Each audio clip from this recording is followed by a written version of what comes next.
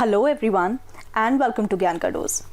As you all know, अभी market में correction का टाइम है, तो ये हमारे लिए गोल्डन पीरियड होता है कंपनीज को पढ़ के अपनी वॉच लिस्ट में ऐड करने का। तो आज की वीडियो में हम नेचुरल कैप्सूल्स लिमिटेड कंपनी के बारे में डिस्कस करेंगे। एंड जो भी आपके साथ ये इन्फॉर्मेशन शेयर की जा रही है, that is not at all a buying recommendation, it is just for knowledge purpose. तो सबसे पहले एक ब्रीफ ओवरव्यू के साथ स्टार्ट करते हैं। नेचुरल कैप्सूल्स लिमिटेड 1993 में स्टैब्लिश हुई एंड जैसे कि नेम से क्लियर है, ये कंपनी कैप्सूल्स मैन्युफैक्चर करके अपना रेवेन्यू जनरेट करती है। 1995 में कंपनी ने 3 कैप्सूल मैन्युफैक्चरिंग लाइन स्टार्ट की with an annual capacity of 1 billion capsules per annum, और आज की डेट में इनकी कैपेसिटी बढ़ के हो गई है 13.3 billion capsules per annum.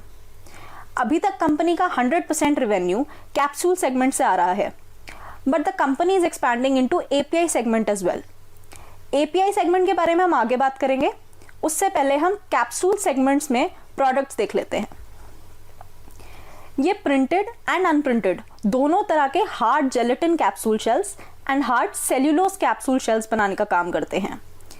India के second largest gelatin capsule manufacturers हैं एंड वेजिटेरियन कैप्सूल्स जो सेल्यूलोज से बनती हैं, उसके पहले मैन्युफैक्चरर्स यही हैं इंडिया में।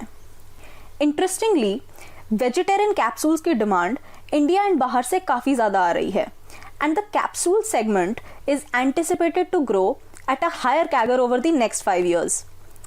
बिकॉज हमारी कंजम्पशन है टैबलेट्स एंड कैप्सूल्स की, टैबलेट्स की डेफिनेटली शेल्फ लाइफ ज़्यादा होती है, इसलिए इनकी डिमांड कभी कम होती ही नहीं है। लेकिन कैप्सूल्स फास्टर एक्ट करती हैं एंड ज़्यादा पावरफुल होती हैं, क्योंकि कैप्सूल्स का जो कंटेंट होता है वो विद इन मिनट्स हमारी ब्लड स्ट्रीम में एब्जॉर्ब होने लगता है। सेकेंडली, आज के टाइम में थेराप्यूटिकल सेगमेंट्स जैसे होम्योपैथी, आयुर्वेदा, न्यूट्रास्यूटिकल्स, इनकी बहुत डिमांड है एंड इनकी जितनी भी फॉर्मुलेशंस होती हैं वो पाउडर बेस्ड होती हैं, जिनके लिए कैप्सूल सबसे ज़्यादा अच्छी रहती हैं। Capsules are perfect for these.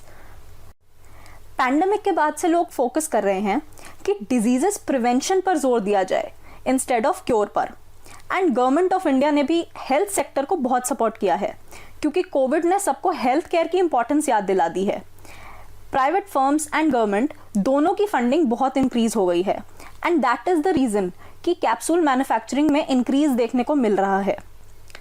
Natural capsules limited की 2 मैन्युफैक्चरिंग यूनिट्स हैं, one is in Bangalore and the other one is in Pondicherry. They have 150 customers across 4 continents. Global presence अच्छी है, 37 countries में ये present हैं and बहुत सारे leading brands इनके customers हैं, like Abbott, Glenmark, Pfizer, Aurobindo, etc.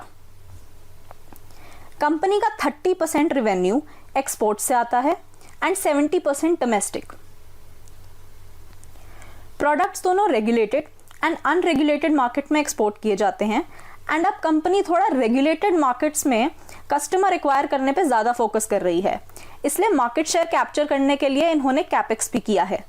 FY22 के सेकेंड क्वार्टर में 4 न्यू जनरेशन मशीन्स कमीशन की गई, जो ग्लोबली कैप्सूल मैन्युफैक्चरिंग में फास्टेस्ट मशीन्स हैं, एंड इन्होंने ब्राउनफील्ड कैपेक्स भी किया है, जिसमें 6 और न्यू जनरेशन मशीन्स ऐड करेंगे by second quarter of FY23, जिससे इनकी एग्जिस्टिंग 13.3 बिलियन कैप्सूल्स की जो कैपेसिटी है वो इंक्रीज होके हो जाएगी 24.1 बिलियन कैप्सूल्स पर एनम। तो ये तो था इनका कैप्सूल सेगमेंट। अब हम जरा एपीआई सेगमेंट के बारे में भी देख लेते हैं।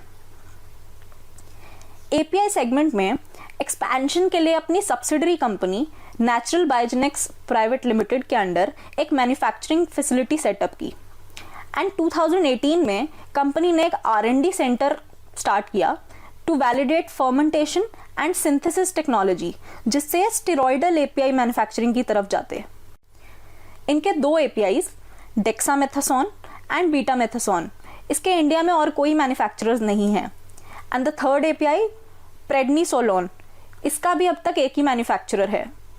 इस टेबल में भी हम देख सकते हैं कि इंडिया इन एपीआईज के लिए इंपोर्ट्स पर ही डिपेंड करती है, एंड इसी रीजन की वजह से ये तीनों एपीआईज पीएलआई स्कीम में भी सिलेक्ट हो गई थी। Natural Capsules is the only backward integrated manufacturer of steroidal APIs in India. Question ये आता है कि अगर हम इतना डिपेंड करते हैं इन APIs पर, तो अब तक किसी बड़े प्लेयर ने इसमें एंट्री क्यों नहीं ली? आंसर है कि ये APIs काफ़ी low cost and widely available हैं विद रिस्ट्रिक्शन ऑन प्राइसिंग, तो इससे लोकल ड्रग मेकर्स को कुछ खास इंसेंटिव नहीं मिलता है। इसी रीजन से कोई बड़े प्लेयर ने इसमें एंट्री नहीं ली है। API सेगमेंट के लिए कंपनी ने 96 करोड़ का ग्रीनफील्ड कैपेक्स भी प्लान किया है एंड कमर्शियल प्रोडक्शन FY24 के फर्स्ट क्वार्टर से स्टार्ट करने का इनका एम है। कंपनी की मैनेजमेंट काफ़ी एक्सपीरियंस्ड है एंड R&D पर अच्छा फोकस कर रही है। इन्होंने 4 पेटेंट फाइल किए हैं, जिसमें से एक ग्रांट हो चुका है एंड एक अंडर अप्रूवल है। फाइनेंशियल्स के बारे में बात करें तो 271 करोड़ की ये छोटी सी कंपनी है। टॉप लाइन कंसिस्टेंटली इंक्रीज हो रही है, operating profit margins year on year better होते जा रहे हैं, बैलेंस शीट अच्छी है, कैश फ्लोज देखें तो बहुत ही छोटी कंपनी है, इसलिए यहाँ खास नहीं मिलेगा कुछ। 2020 से रेशियोज भी काफ़ी इंप्रूव हुए हैं, cash conversion cycle and working capital days significantly improve हुए हैं, रोस में भी अच्छा जंप देखने को मिला है एंड शेयर होल्डिंग देखें तो प्रमोटर्स ने दिसंबर क्वार्टर से होल्डिंग बढ़ाई है एंड DIIs ने भी एंट्री ली है। Overall financials are good.